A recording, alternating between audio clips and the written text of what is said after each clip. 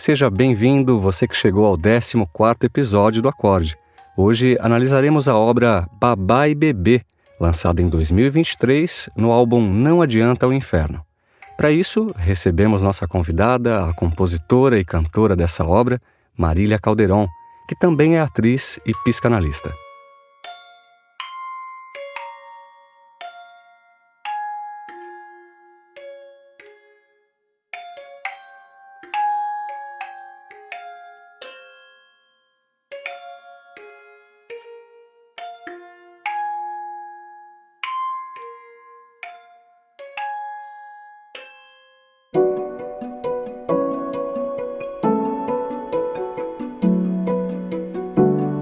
Acorde.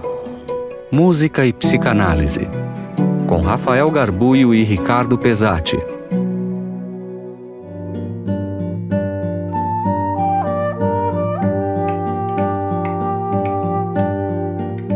Bebê babá na babá, suga o seio pra beber, leite fresco de escorrer.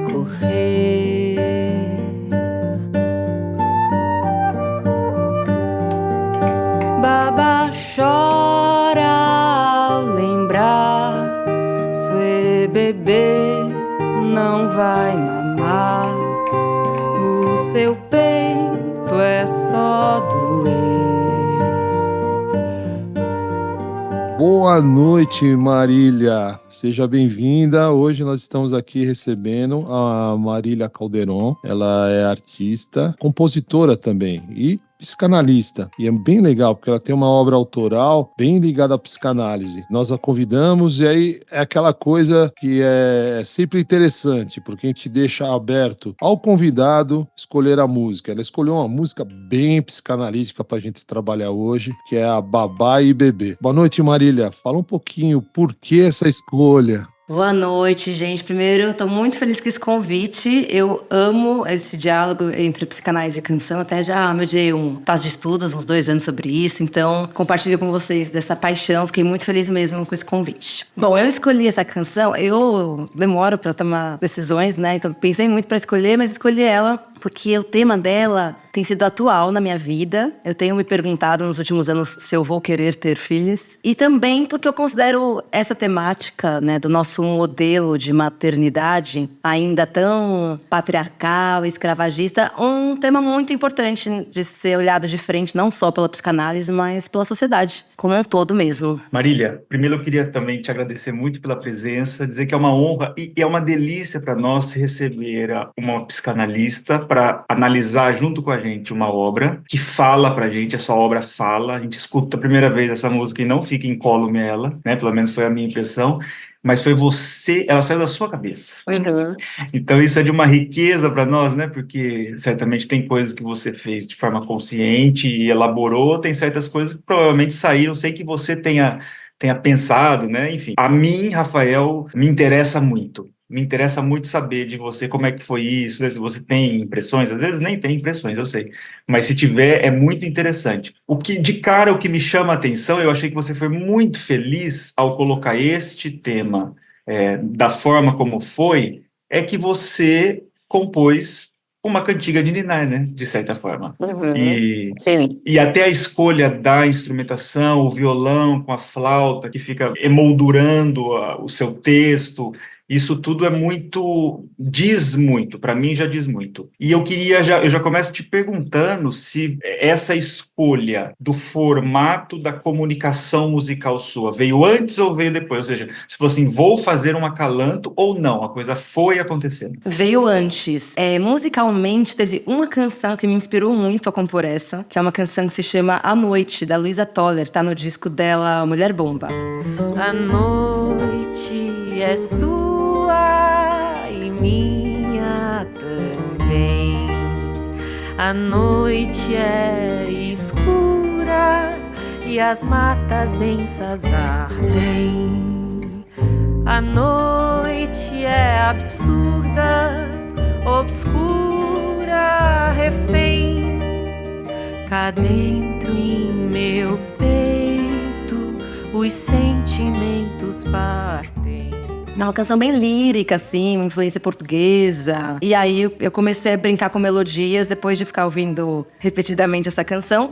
E tava já lendo esses textos e tava gravando meu álbum, né? O Não Adianta o Inferno, que eu lancei o ano passado. Eu já tava querendo mesmo compor mais uma canção ali, fiquei com essa melodia na cabeça, lendo os textos. E aí eu refleti muito sobre a forma da canção, assim, se eu manteria essa coisa mais cantiga de ninar, que tem uma pegada mais música europeia mesmo, né? A flauta, o violão. E eu escolhi que sim, porque eu pensei que eu gostaria de falar da branquitude mesmo, não da negritude, né? Que tem o tema, né? Como a gente vai falar, acaba atravessando esses assuntos, mas eu queria falar desse... É o que a gente estava falando, né? Do meu lugar mesmo de branquitude. Então, eu queria que a sonoridade que soasse mais fosse essa. Assim, apesar da temática, né? Atravessar ali também questões, como vamos falar, ligadas a outras racialidades. Quando a gente olha direto a música, a gente vê essa situação da branquitude, da babá, da criação com diferença de classe, com alguém cuidando no bebê que não é seu, né? E ver esse lugar que faz parte do nosso cotidiano, só que me lembra que é até aquele filme das empregadas, que elas são quase invisíveis. Muitas vezes tem aquela figura do funcionário invisível que a sociedade acaba não enxergando, né? Então a gente vai no lugar, tá cheio de babá, mas a gente não olha para babá e olha,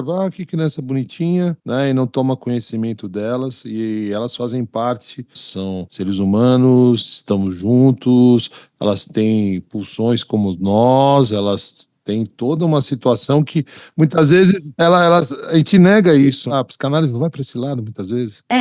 Vai pouco, assim, né? A hegemônica não vai, né? Mas temos muitas dissidências aí que vão. Então, o texto que mais me influenciou a compor essa canção foi o da Lélia Gonzalez, né? Sexismo e Racismo da Cultura Brasileira, que diz que essa mãe, ela fala mãe preta, né? Que a babá, a gente sabe, é herdeira, né? Das amas de leite. Então, a herança aí do nosso sistema escravagista. Então, essa babá, que é muitas vezes uma mãe preta, ela não é só também uma pessoa, ela é a mãe. A Lélia, ela tem esse argumento de que, na verdade, a mãe legítima, a biológica, a mãe branca, né, essa contratante, ou não, né, ou escravocrata mesmo, mas não, depois contratante, ela é a outra, a Lélia fala. Ela é a outra, e a mãe mesmo, quem tá exercendo a função materna, é a mãe preta, que é a babá. Então, é uma figura, assim, de extremo impacto no nosso psiquismo, né, na sociedade inteira. Aí, o outro texto que inspirou muito essa canção, né, da Rita Segato, que é o Édipo Brasileiro, ela fala como é que pode, né, a psicanálise falar tanto em Édipo e não se dar conta até hoje, ou fingir que...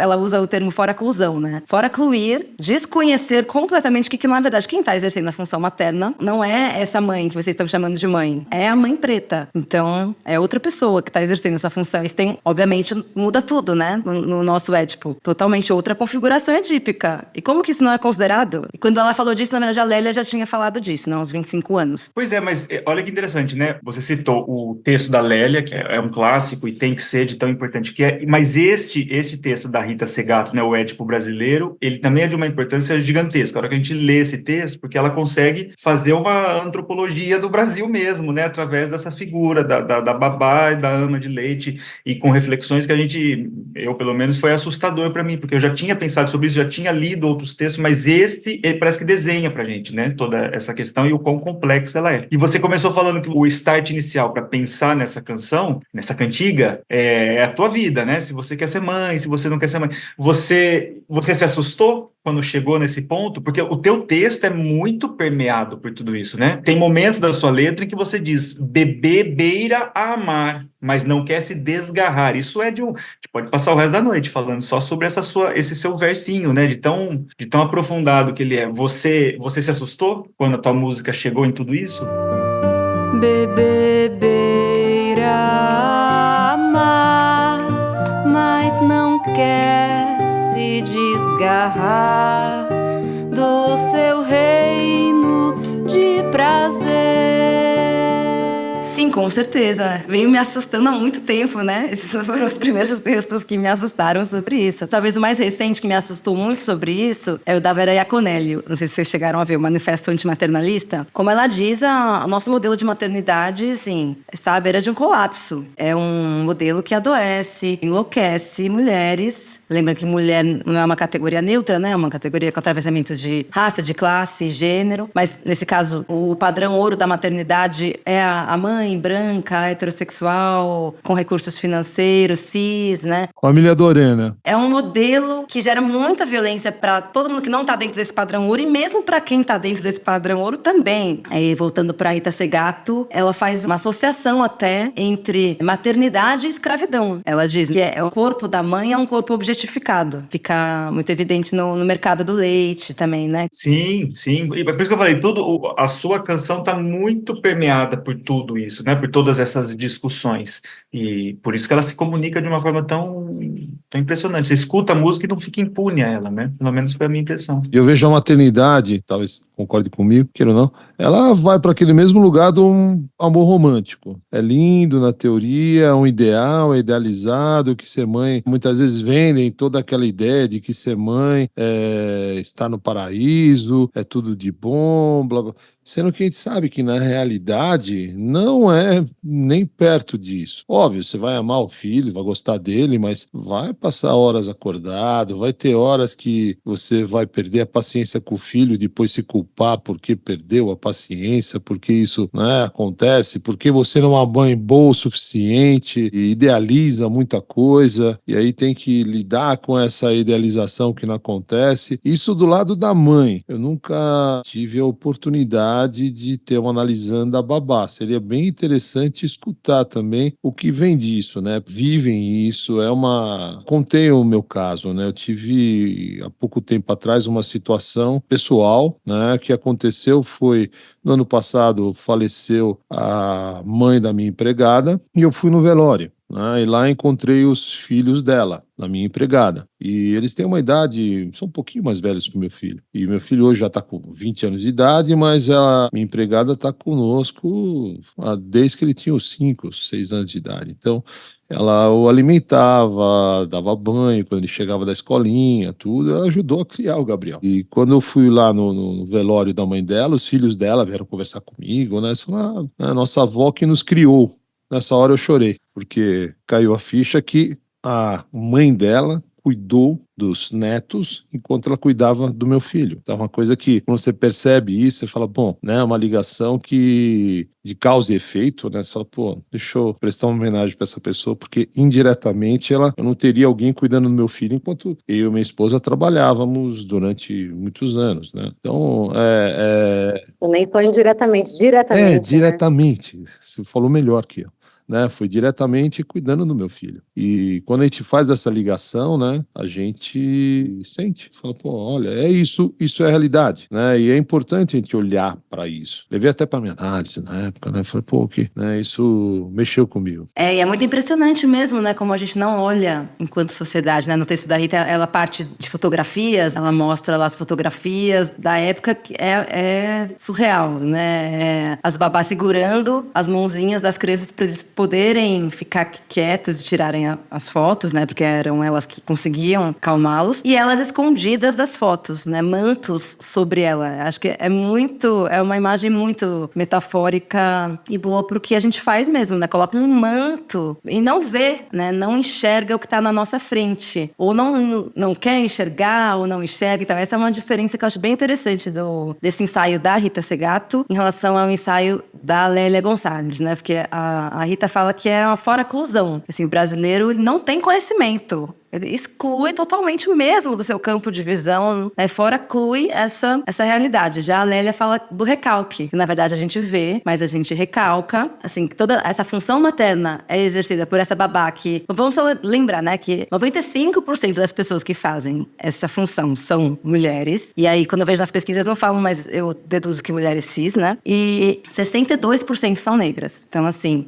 é uma maioria negra, mas também tem muitas mulheres brancas, né, que exercem a função de babá. agora pouquíssimas não são mulheres cis, né? Então, como a Rita Segato fala, né? Então, essas, na sua maioria, mãe pretas, que a gente chama de babá, elas exercem a função materna, e aí a Lélia fala uma coisa interessante, que então, quem exerce a função paterna, na verdade, também não é esse pai branco, é esse pai narrado pela mãe preta, que é, ela fala, o herói da nossa gente, às vezes é o Macunaíma, às vezes é o Pelé, o Zumbi, mas então, o inconsciente desse bebê, que pra Lélia é uma adolescente tardia, chamada cultura brasileira, ele fala português, repleto de americanidade, como ela fala. Só que aí a gente recalca isso, né, porque tem uma norma colonial, né, racista, que faz com que a gente tenha dificuldade de reconhecer, né, esse português, essa americanidade. Então a gente recalca e isso depois tem como consequência a violência, né, a angústia, culpa, a violência, que recai sobretudo, mais uma vez, sobre a mulher negra. E uma outra forma também de chegar nessa violência, de tentar explicar ou entender essa violência que vem de sempre, né, no nosso país especialmente, é pegar de novo a figura dessa criança, desse bebê lá de trás, que na hora da foto tem que ser colocado nos braços da escrava, da mãe preta, da ama, porque só nela ele consegue ficar quietinho. Isso nos diz que ele não tinha intimidade com a própria mãe, né? Ele, por óbvio, estava sendo criado por essa pessoa. E aí leva uma outra linha de raciocínio, que é, então, como foi feito o Édipo dessa criança? Qual foi o enfrentamento, né? Porque em algum momento a criança se deu conta que ele cresceu, ele entrou para a sociedade, numa sociedade extremamente, não só escravagista, mas extremamente ceivada desses conceitos horríveis, que hoje a gente se assusta de pensar que aconteceu há tão pouco tempo, né, no nosso país. Ele chegou à conclusão de que aquela mãe era a propriedade mesmo dele, né? Que a realidade mais dolorida, e é até estranho falar, mas era a propriedade, efetivamente. Então, como foi esse caminho, né? Isso chega também na violência. Algo questionável para se pensar ainda, mas se diz muito na psicanálise que existe esse sentimento de posse, né? Quando o bebê percebe que aquele corpo vai embora, aquele corpo não é um só com ele, ele ainda pensa que é dele, não é um só, mas é dele. Então vem a raiva, né? Os sentimentos hostis por essa perda do corpo materno. Agora, no caso desse corpo materno ser realmente precificado, né? Receber um salário, essa apropriação, ela se intensifica ainda mais. E essa raiva também se intensifica ainda mais. E é aí que a gente chega na violência. Sim, para certa psicanálise também é aí que tem origem o ciúme, né? Alguns sentimentos tão hostis e difíceis que a gente tem começam aí, né? Nessa perda do corpo materno. E aí também acho outra questão interessante,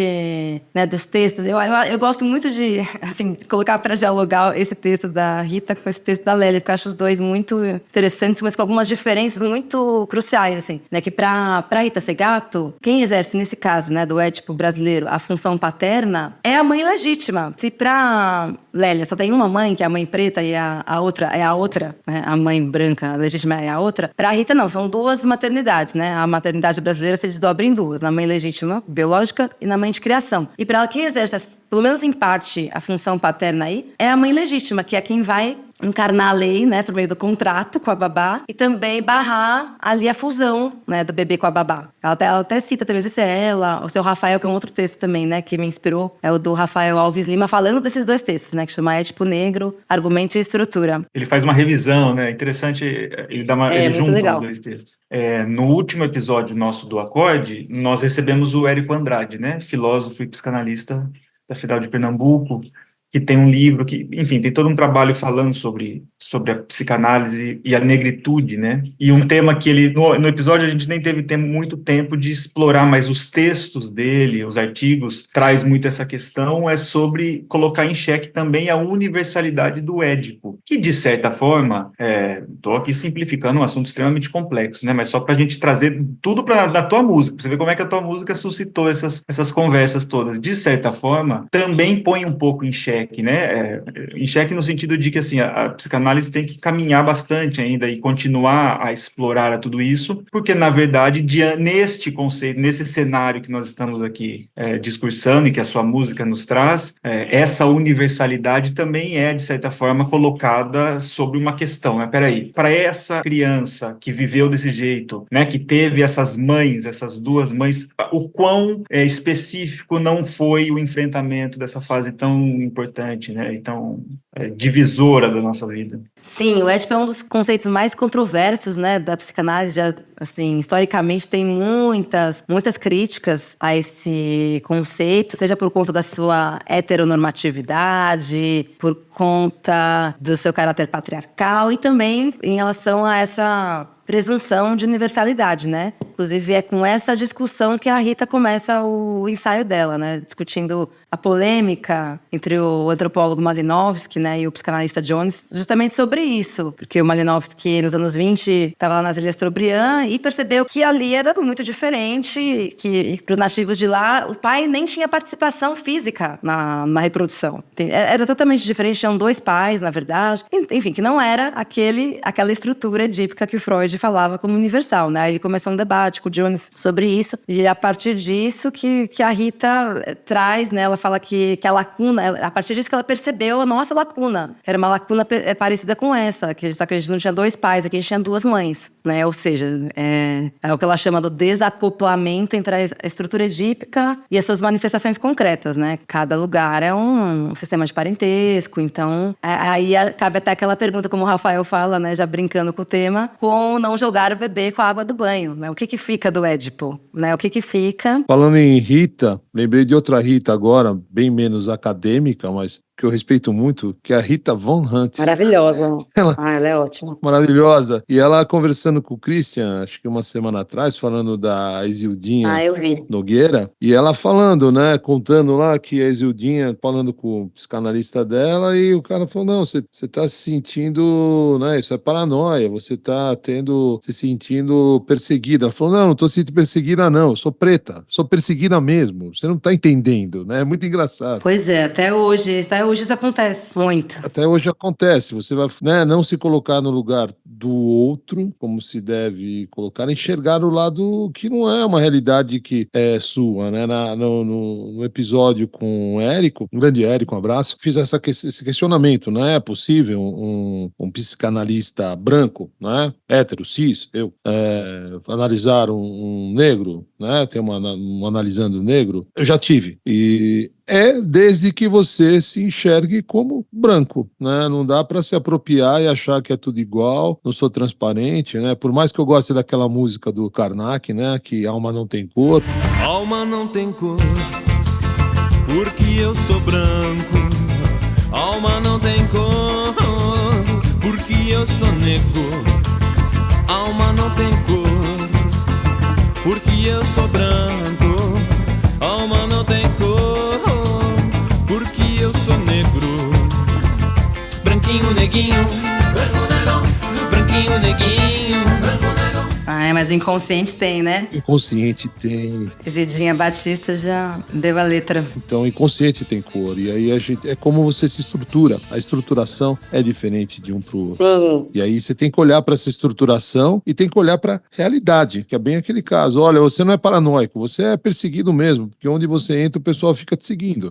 Você entra na Zara, vai alguém atrás de você para olhar tua mala, para olhar tua bolsa. Sim, mas a formação de psicologia, de psicanálise, né, até muito recentemente, é uma imensa lacuna em relação a isso. Agora, talvez se esteja resgatando realmente as autoras, né, cruciais, como essas que a gente está citando, né, Cidinha Batista, Lélia Gonzalez, Neuza Santos Souza, mas realmente, via de regra, eu concordo que é totalmente possível, né, a pessoa branca analisar pessoa preta, assim como pessoa preta analisar pessoa branca, pessoa amarela analisar quem quer que seja. Mas depende do lugar de praxis, né? Qual que é a trajetória ali, qual que é o letramento. E eu também acho bem legítimo uma analisante preta quer fazer com uma mulher preta. Eu acho super legítimo, porque, na verdade, é que muita gente critica isso, né? Na psicanálise tem, não, mas não funciona por aí, porque tá partindo da identidade, da identificação. Ué, e quando escolhe uma analista branca, não tá também? Partindo de de um imaginário, de uma identificação, então... Não, e é muito mais fácil, né? Então, vou para outro lugar, né? Eu sou branco,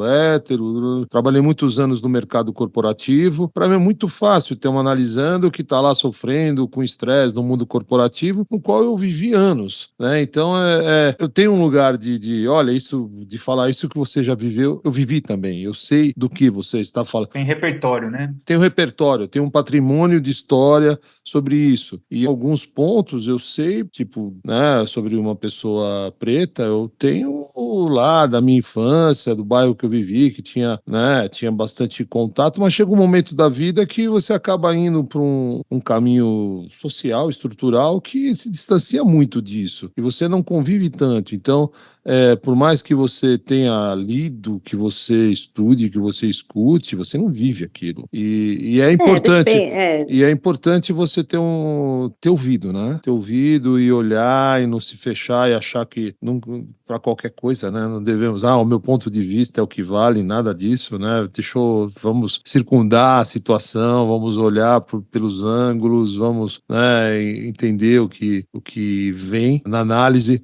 Como a sua música, por exemplo, a hora que você propôs a música, foi bem divertido, Rafa. Vamos, porque a proposta da música é assim, a gente não deve escutar, nós aqui no Acorde não devemos escolher a música, né? Porque é como numa análise, quando você senta ali e abre a sua escuta, você abre a sua escuta para o que vier, né? O que vier a gente vai analisar. Então veio a sua música, lembra, estava falando lá, tinha a N, né? Inclusive uma delas que eu gostei muito, que ela chama Acorde. Tem uma própria música que chama Acorde dentro do seu repertório no disco. A gente ainda vai fazer. Ainda vai fazer essa aí, que tem tudo a ver com o nome do projeto, né, do podcast. Passarinho, acorde, isso vai passar.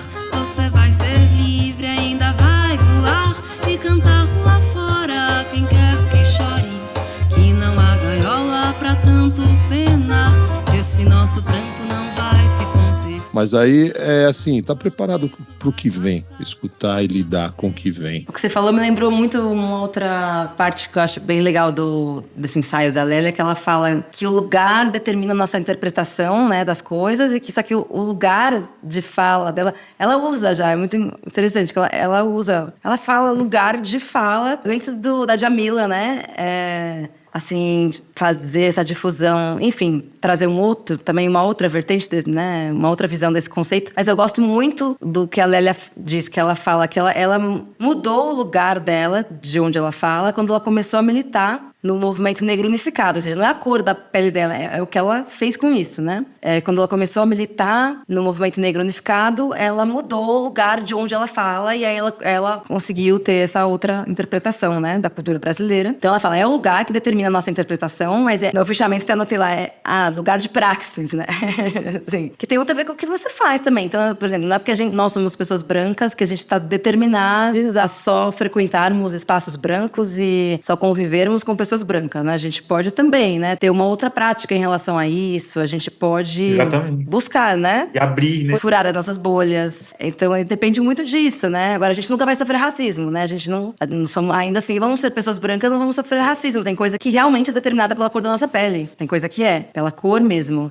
E essa colocação tem que ser bem entendida, né? Não sofremos racismo aqui, né? Eu já fiquei um tempo fora no país. Em outros países eu sou hispano, né? Tenho um sobrenome italiano, mas tenho cabelo preto, sobrenome, cara de italiano. Sim. Sou um hispano. Eu sou descendente de judeus também, aí, né? Outro também racismo que os judeus sofreram, sim. Nem todo racismo também é tão ligado à cor, né? Racismo não é só cor, é cultura, etnia, posição social ou xenofobia. Simplesmente você não é da nossa tribo, né? Esse você não é da nossa tribo deve ter já uns 50 mil anos, talvez, no ser humano. Sempre teve essa história de você não é da minha tribo. Os contratos sociais que a gente enxerga, né? Sempre a gente entende aí um alter ego, que são contratos sociais, eles são baseados em tribo. Você tem a tribo lá, eu tenho minha tribo dos universitários de economia, é a nossa tribo. Aí vai ter a tribo dos psicanalistas, vai ter a tribo dos palmeirenses, vai ter a tribo dos corintianos, vai ter a tribo dos brasileiros, vai ter a tribo dos ingleses. Dentro dos ingleses tem working class, tem nobreza, tem tribos. E quando você é uma pessoa fora de determinada tribo, você acaba sofrendo. Claro, não quero banalizar, porque assim, ser preto no Brasil não é simples. O que eu mais vejo, assim, eu até comentei com o Érico, o que mais pega para mim é justiça. Você ter duas justiças é uma coisa muito ruim.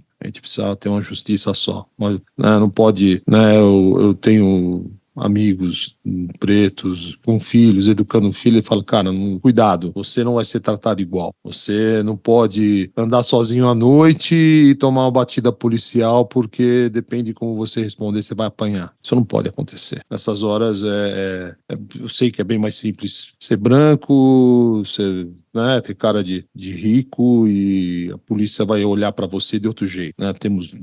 Isso não deveria acontecer. Isso é muito pesado. Ser mulher também, né? E tem isso também, mulher. Na verdade, assim, o que mais inspirou a canção mesmo foi na verdade, o lugar de mãe, né? Não foi... O texto da Lélia foi um dos que inspiraram, né? Que traz bastante essa questão. O texto da Rita também, todos eles, né? Porque tá tudo... enfim, realidade interseccional. Não tem como separar uma coisa da outra, né? Tanto a Lélia quanto a Rita, elas associam muito o racismo com o sexismo. Mas, assim, o lugar de mãe, né?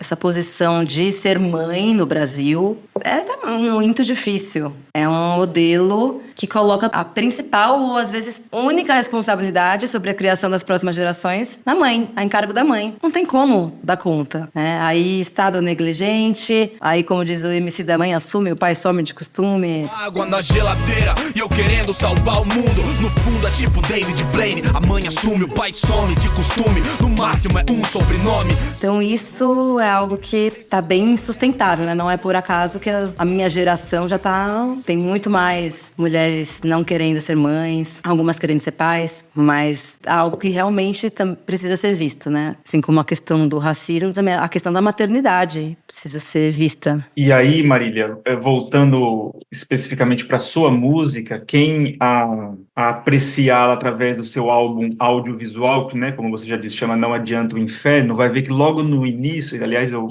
recomendo fortemente um trabalho lindo que você fez, logo no comecinho da música aparece um textinho do lado que diz: ainda numa colônia do planeta Terra, uma babá deixa seu bebê em casa, sem mamar, para amamentar e filho de sua patroa. Bebê baba na babá, morde a quase destroçar sua fonte de viver.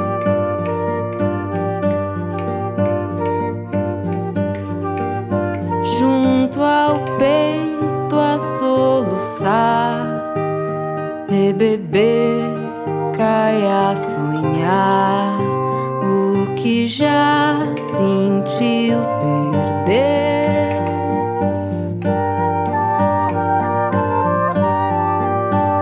A babá sai devagar para a mãe não despertar antes do mundo renascer. Ouvindo a sua música, eu já tinha pensado, mas a hora que eu me lembrei, que eu li também esse textinho que você coloca, eu me lembrei na hora de duas coisas. Primeiro, eu me lembrei daquela música linda e extremamente dolorida que a Adriana Calcanhoto fez há pouquíssimo tempo atrás, em ocasião daquele caso gravíssimo do menino Miguel. Uma música linda que depois foi gravada pela Maria Bethânia. Não sei se ela foi tão falada quanto deveria, no sentido de tão ouvida, né? Mas certamente vai ser uma das músicas que vai ficar como um documento histórico, na minha opinião. Não só para o momento de pandemia, porque foi na pandemia, mas um momento enquanto sociedade, né? De ter vivido, né? De todo mundo ter visto o que aconteceu, etc. Num país negro e racista, no coração da América Latina, na cidade do Recife, terça-feira, 2 de junho de 2020, 29 graus Celsius, céu claro.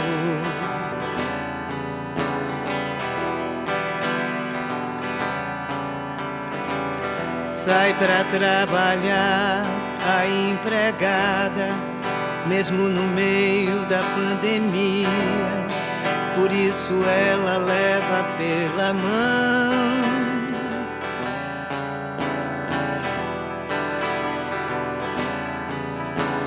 Miguel,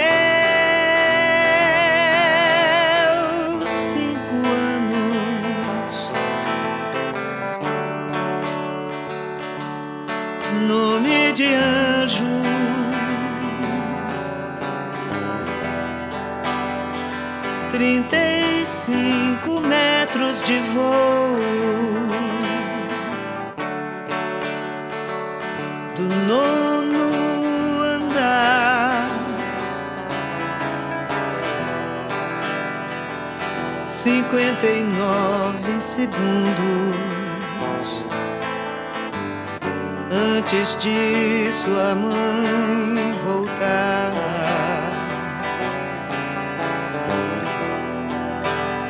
O destino de Caru, o sangue de preto, as asas de ar. E outra coisa que a sua música me lembrou, uma música muito, que a princípio é menos dolorida e muitíssimo menos conhecida, mas que na hora eu lembrei e é de uma beleza incrível também. Essa música é mais conhecida para os alunos de canto lírico, que faz parte do repertório inicial, né? É uma canção brasileira que é de um compositor, não é tão conhecido para quem não é do meio, que chama Requel Tavares, é um cidadão nascido no finalzinho do século XIX, morreu na década de 60, e ele fez uma obra que, assim como a sua, também é um acalanto, e linda, uma peça realmente bonita, e ele diz, o texto bem curtinho, né, o verso diz, drome, drome, sinhozinho, drome, drome pra crescer, que o galo já tá cantando e não tarda a amanhecer, em hora Dona Isabel se esqueceu dos negumina, dos cabinda dos malê, que viu ela pequenina. Drome, drome, sinhozinho, drome, drome, pra crescer, que o galo já tá cantando e não tarda a amanhecer. Em hora, Dona Isabel se esqueceu dos negumina, dos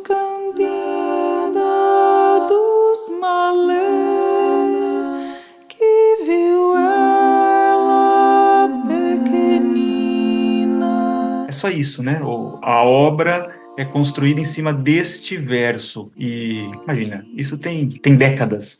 E fala direto com o seu acalanto, né? É, muito lindas essas referências que você trouxe. Eu queria fazer um comentário também sobre o pronome neutro que eu usei, né? O E. Eu achei que vocês iam perguntar. Vocês iam perguntar, mas eu vou falar. Eu ia perguntar na sequência. Pode falar já que eu vou ficar feliz de ouvir. Então, eu acho que essa estrutura, né, edípica brasileira, e tão cheia de opressões, ela não está apartada da nossa estrutura piramidal capitalista, né? O capitalismo vive nessa pirâmide.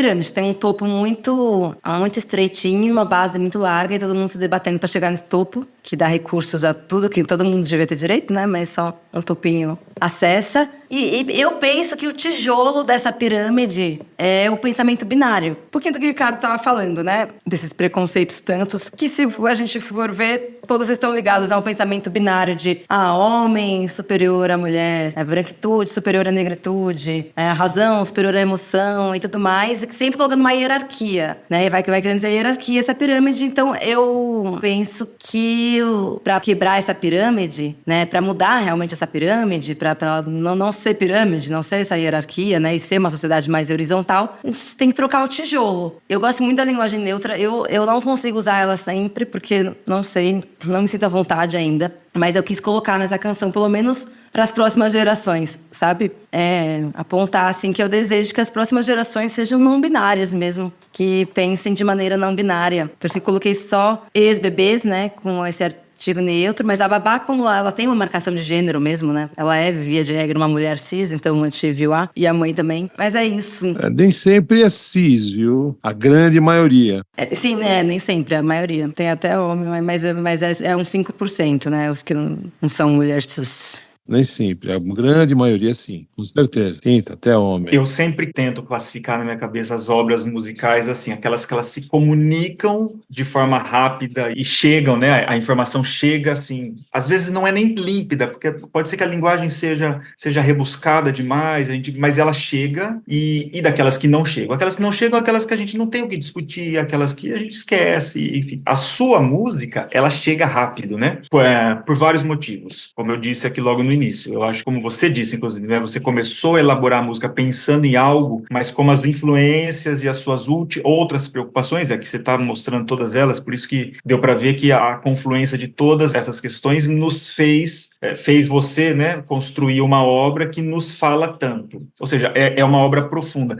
E musicalmente ela é muito simples. Então é daí que eu chego à conclusão, né, que é da junção de um tema muito complexo e muito embasado. A gente vê que você tem todo esse embasamento e você acredita nele, né, você realmente reflete. A impressão que eu tenho é que reflete as suas preocupações enquanto cidadão, enquanto sujeito, né? E aí você escolheu uma linguagem musical muito simples. Ela é uma canção simples, ela é uma frase musical. Tem alguma, eu poderia ficar fazendo vários comentários aqui que me chamam a atenção, eu acho todos, para mim são óbvios de tão lindo, né? Por exemplo, quando você fala que o bebê baba na babá logo no início, você nos dá a nota mais grave da música, né? E isso você vai descrevendo nos sons um pouco do que está sendo dito, mas essa descrição se faz de uma forma muito clara e muito simples, por isso que a obra fica, como eu digo, ela comunica, né? Você conseguiu fazer uma obra que se comunica de imediato, e para mim é um dos maiores méritos da sua música. Obrigada. Eu sou muito da canção, né? Eu não sou muito musicista. Assim, a minha formação musical, ela é um pouquinho mais preguiçosa. Mas eu gosto muito de canção. Não sei se vocês conhecem, é uma pessoa muito legal para vocês chamarem, inclusive, o Walter Garcia, que é um professor de canção popular, né? Que estuda muito João Gilberto, o Racionais também. Enfim, ele estuda muita canção. Eu fui muito seguidora dele, assim. A gente até gravou um álbum juntos. Eu estudei muito com ele. Eu era muito, assim, pra mim, ele era um mestre da canção. E ainda é, né? Falou, era porque quando eu tava mais próxima, assim. Então, a minha referência é muito canção, sabe? Eu sou muito da música. Eu penso muito realmente na relação da melodia com a letra. Mas você vai compondo tudo junto? Você vai na palavra e vai fazendo melodia? Normalmente eu componho letra e melodia. Normalmente a música vem depois e muitas vezes até eu nem faço a harmonia, eu peço pra alguém fazer, chamo alguém pra fazer, porque não é meu forte, sabe? A harmonia. Assim, o que me preocupa mais sempre é a questão que tá, assim... É o tema, né? O que ela diz. Psicossubjetiva, né? Eu sou da psicologia social, né? Tô fazendo mestrado atualmente na psicologia social, então é bem isso, assim. Meu foco costuma ser esse mesmo, o psicossocial, sabe? O que tem ali de subjetivo, de social, essa questão, a questão da babá, sabe? Isso é pra mim que me inspira. Nossa, quero compor uma canção sobre isso. E aí, a letra e melodia. A música, pra mim, costuma ser já ali uma dimensão que vem depois. Costumo fazer coisas bem simples mesmo, né? Essa canção toda menor, só o finalzinho eu coloquei um acorde maior lá, pra também dar uma esperança no fim de tudo, que dá pra mudar. Mas é isso, é tudo simples.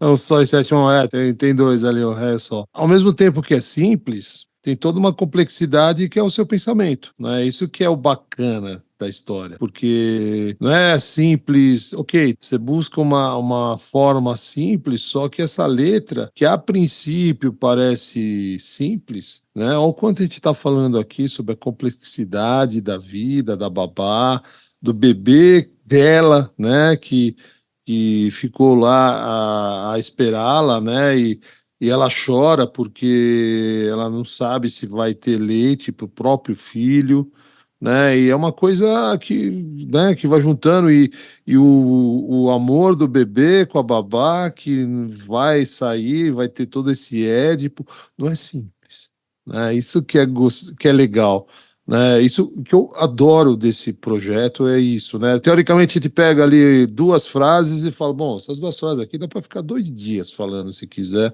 dependendo de como foi construído ali o processo de retórica. E no seu é bem legal isso aí, né? A babá sai devagar para a mãe não despertar antes do mundo renascer, né? E até esse lugar de, olha, não vou atrapalhar, eu tô aqui invisível. Com essa mãe, eu quis colocar uma ambiguidade também, né? Essa mãe, tanto essa mãe contratante, né? Que talvez não tenha não seja tão, assim, reconfortável a relação entre a mãe babá e a mãe contratante, né? Como a gente sabe que não é confortável, existem complexidades, ciúmes e tudo mais. Também essa mãe da própria babá, né? A mãe subjetiva da babá, que pode se identificar com esse lugar de mãe do bebê e depois ter mais dificuldade de ir embora desse lugar que tá gerando dor para ela, né? Então eu tentei colocar essa ambiguidade aí. Mas para mim, simplicidade é elogio, porque eu valorizo muito, eu busco muita simplicidade, assim. Eu acho muito difícil ser simples. E quero muito, tô com esse desejo. Eu até acho esse meu último álbum muito cabeçudo. Talvez essa seja mais simples. Essa é a canção que destoa um pouco, porque ela é uma cantiga de niná, né? Então ela é mais fofinha mesmo, lírica e simples. Mas tem umas outras muito assim, nossa, aí muda o ritmo toda hora. Aí umas letras gigantescas. E eu tô com uma vontade atualmente, eu trabalhei com criança, inclusive, em janeiro agora, né? Eu fiz um projeto de férias culturais com crianças. Também acho que eu estava um pouco influenciada por isso também, na escolha da canção, porque eu tava com criança na cabeça. E babás, porque a gente vê, né? Enfim. Sim, que foram levar as crianças. E mães, e todo esse tema, muita mãe, babá, poucos pais, enfim. Esse tema tava na minha cabeça. Fazendo esse projeto, eu fiquei com muita vontade de fazer, assim, um próximo álbum, se der tempo, quem sabe, um dia, porque a vida é muito corrida, de canções para crianças de todas as idades, sabe? Eu tô com muita vontade de fazer coisa mais simples, assim, letras mais simples, canções mais simples. Eu tô com esse desejo mesmo de ir pro simples. Mas nessa simplicidade, no final, eu gosto muito desse teu último verso, quando você diz que a babá sai devagar para a mãe não despertar. E para mim a dubiedade tá nesse despertar aí, né? Porque tem a ideia de que é não despertar assim, a babá sai deixando a mãe lá quietinha, não atrapalhar a mãe, mas também tem o despertar de pensar no sentido mais amplo tudo que tá acontecendo, né? Acordar pra vida, né? Para essa vida de todos esses temas que a gente tentou tratar aqui, que é muito mais complexo até do que isso, é esse despertar mais profundo. Sim, esse acorde também, né? A mesma ambiguidade do nome do podcast, né? Acorde é um acorde, mas também é um verbo, né? É um verbo, dois, né? Substantivo e verbo. Exatamente. Tem dois, tem o de entrar em acordo, o de despertar. E o musical. Sim, muito sentido. Isso que é legal da arte, né, gente? É por isso que a gente gosta de canção, né? Isso. Porque sempre os sentidos são infinitos, né? A gente pode ficar viajando A arte. e desdobrando infinitamente. Significantes, né? Significado. Signo aqui tem vários significados e milhares de significantes. Sim. E aí que tá a beleza. Eu queria agradecer, gostei demais dessa conversa. Essa conversa muito importante. Não só a conversa entre psicanálise e arte, eu acho muito importante. Fico muito feliz quando acontece. Como essa conversa também, né? Sobre esses temas tão fundamentais e invisibilizados na nossa sociedade, como, por exemplo, a questão da maternidade. Então,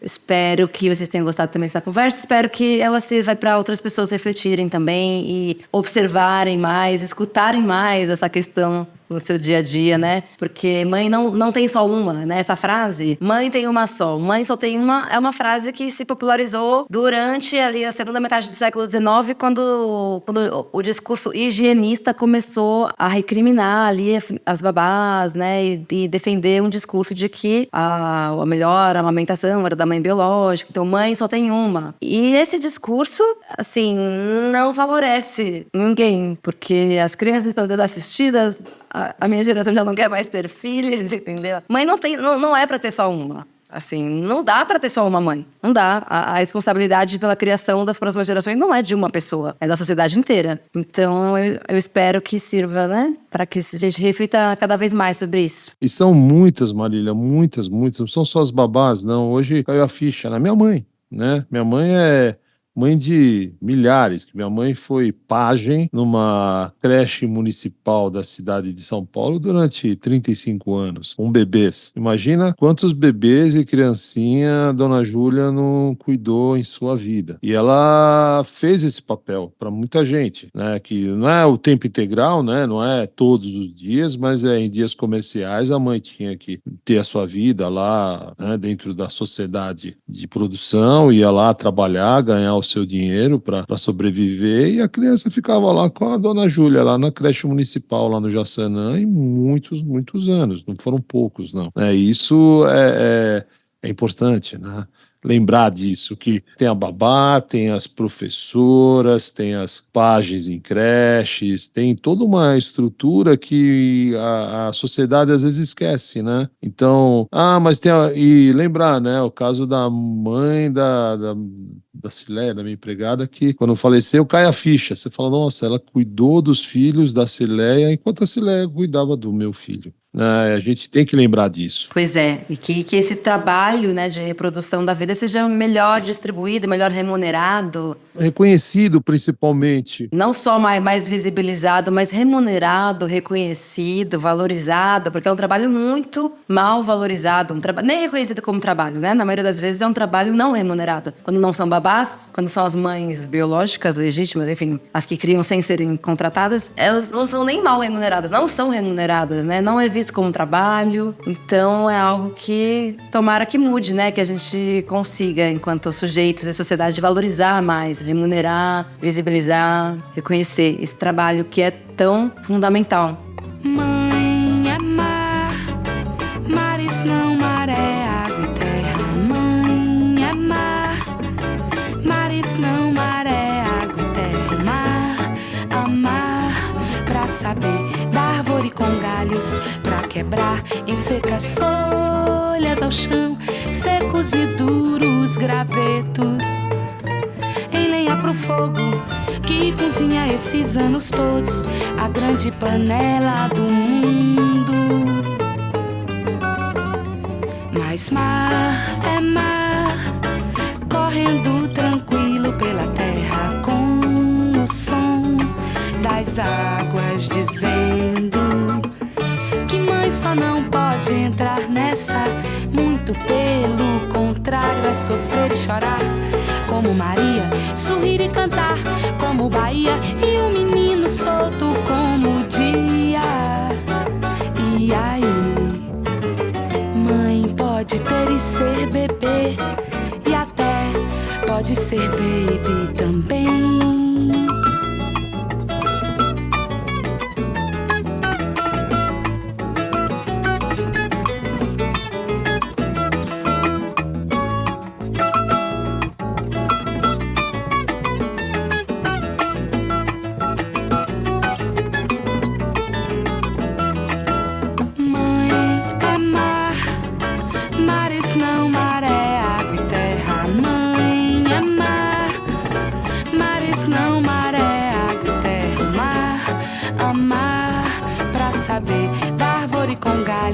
Pra quebrar em secas folhas ao chão, secos e duros gravetos. Em lenha pro fogo que cozinha esses anos todos, a grande panela do mundo. Mas mar é mar, correndo tranquilo pela terra, com o som das águas dizendo que mãe só não pode entrar nessa, muito pelo contrário é sofrer e chorar, como Maria, sorrir e cantar, como Bahia, e o menino solto como o dia. E aí, mãe pode ter e ser bebê, e até pode ser baby também.